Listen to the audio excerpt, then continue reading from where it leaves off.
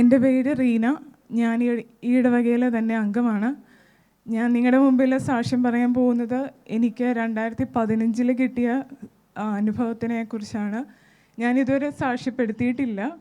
ഞാൻ good news ധ്യാന കേന്ദ്രത്തിൽ ബ്രദറിൻ്റെ ധ്യാനം പങ്കെടുത്തപ്പോഴാണ് എനിക്ക് അത്ഭുത സൗഖ്യം കിട്ടിയത്. ഞാൻ ഡ്യൂട്ടി ചെയ്യുന്ന സമയത്ത് എൻ്റെ കാലിന് നല്ല ബുദ്ധിമുട്ടുണ്ടായിരുന്നു, വേദന ഉണ്ടായിരുന്നു. അത് ഡ്യൂട്ടിയുടെ തിരക്ക് കാരണം കാല് മടങ്ങിയതായിരിക്കുമെന്ന് പ്രതീക്ഷിച്ച് ഞാൻ അത് കൂടുതൽ കെയറൊന്നും ചെയ്തില്ല. അത് കഴിഞ്ഞ ഉടനെ എൻ്റെ കല്യാണമായിരുന്നു. അപ്പോൾ കല്യാണത്തിനൊക്കെ ഞാൻ ഈ നീര് വെച്ച കാല് വെച്ചാണ് കല്യാണത്തിനൊക്കെ നിന്നത്. അത് കഴിഞ്ഞ് കല്യാണം കഴിഞ്ഞ് ഞാനൊരു എക്സ്റേ എടുത്തു. എക്സ്റേ എടുത്തപ്പോൾ അതിൽ പൊട്ടലൊന്നും കാണുന്നില്ല. അതുകൊണ്ട് മടങ്ങിയത് തന്നെയായിരിക്കും. അത് കാരണം കാലിൽ ബാൻഡേജ് ഇട്ടാൽ മതിയായിരിക്കുമെന്ന് ഡോക്ടേഴ്സ് പറഞ്ഞു. അത് കഴിഞ്ഞ് ഞാൻ കല്യാണം കഴിഞ്ഞ് വീണ്ടും ലീവൊക്കെ കഴിഞ്ഞ് വീണ്ടും ഡ്യൂട്ടിക്ക് കയറിയിട്ട് എനിക്ക് പറ്റുന്നില്ല, ഭയങ്കര പനിയായി. ഞാൻ ലീവ് എടുത്ത് ഡോക്ടേഴ്സിനെ കാണിച്ചു. ഡോക്ടേഴ്സ് എനിക്ക് ആൻറ്റിബയോട്ടിക്കൊക്കെ തന്നു. ആൻറ്റിബയോട്ടിക് ഞാൻ കഴിച്ചു. അതുകൊണ്ടായിരിക്കാം പനി കുറഞ്ഞു, പക്ഷേ എൻ്റെ കാലിൻ്റെ വേദന കുറയുന്നില്ല. പിന്നീട് ഞാൻ ഇവിടുത്തെ എല്ലിൻ്റെ ഡോക്ടേഴ്സിനെ കാണിച്ചു.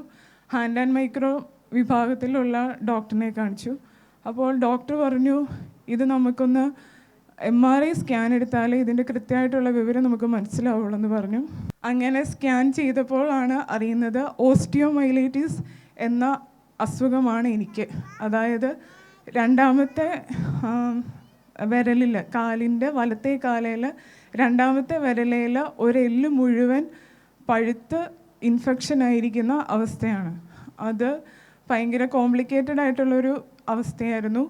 അങ്ങനെ ഡോക്ടർ എന്നോട് പറഞ്ഞു, നമുക്കിത് സർജറി ചെയ്യണം, സർജറി ചെയ്തില്ലെങ്കിൽ വേറെ എല്ലിലേക്കൊക്കെ ബാധിക്കും, അത് കാരണം സർജറി ചെയ്തേ പറ്റൂ. അങ്ങനെ ഡോക്ടറിൻ്റെ നിർദ്ദേശം അനുസരിച്ച് ആ ഹോസ്പിറ്റലിൽ തന്നെ ഞാൻ അഡ്മിറ്റായി.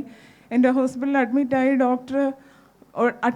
2 മണിക്കൂർ കഴിഞ്ഞപ്പോൾ ഡോക്ടർ എന്നെ വിളിച്ചു പറഞ്ഞു, നിങ്ങൾ ഡിസ്ചാർജ് ആയിക്കോ, കാരണം ഇപ്പോൾ സർജറി ചെയ്യാൻ പറ്റത്തില്ല, അതൊരു കോംപ്ലിക്കേറ്റഡ് ആയിട്ടുള്ളൊരു അവസ്ഥയാണ്. അതുകൊണ്ട് എനിക്ക് 2-3 ഡോക്ടേഴ്സിനോട് സംസാരിക്കണം, എനിക്ക് റെഫർ ചെയ്യണം, എന്നിട്ട് മാത്രമേ നമുക്ക് കൃത്യമായിട്ടുള്ളൊരു നിഗമനത്തിലെത്താൻ സാധിക്കുകയുള്ളൂ.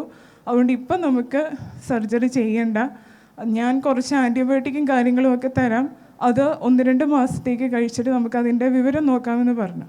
അങ്ങനെ ഏറ്റവും പവർഫുള്ളായിട്ടുള്ള ആൻറ്റിബയോട്ടിക് കഴിച്ചുകൊണ്ട് ഞാൻ ധ്യാനത്തിന് പോയി. ഞാൻ എൻ്റെ ഹസ്ബൻഡിൻ്റെ പേരൻസും ആയിട്ടാണ് ഞങ്ങൾ പോയത്. അത് ഫെബ്രുവരി മാസത്തിലായിരുന്നു 2015. അപ്പോൾ ബ്രദർ എല്ലാ ദിവസവും എല്ലാവർക്കും വേണ്ടി പ്രാർത്ഥിക്കും. ധ്യാനം തീരുന്നതിൻ്റെ തലേ ദിവസത്തെ രാത്രിയിൽ രോഗികൾക്ക് വേണ്ടി പ്രത്യേക പ്രാർത്ഥനയുണ്ടായിരുന്നു. ആ പ്രാർത്ഥനയിൽ ഞാനും ഉണ്ടായിരുന്നു. എൻ്റെ കാലിൽ നല്ല നീരായിരുന്നു. ആ പ്രാർത്ഥനയിൽ ബ്രദർ എൻ്റെ അടുത്ത് വെച്ച് വന്ന് പ്രാർത്ഥിച്ചു. ഞാനപ്പോൾ പറഞ്ഞു, സർജറി പറഞ്ഞിരിക്കുന്ന കാലാണ്.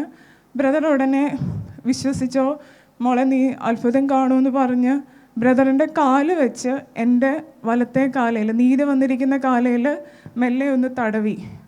നല്ല നീരായിട്ട് മന്ത് പോലെ നീര് വെച്ചിരുന്ന കാല് ബ്രദർ ഒന്ന് തഴുകി താഴോട്ട് കാലെടുത്ത് മാറ്റിയതും എൻ്റെ കാല് നോർമൽ കാലായി മാറി.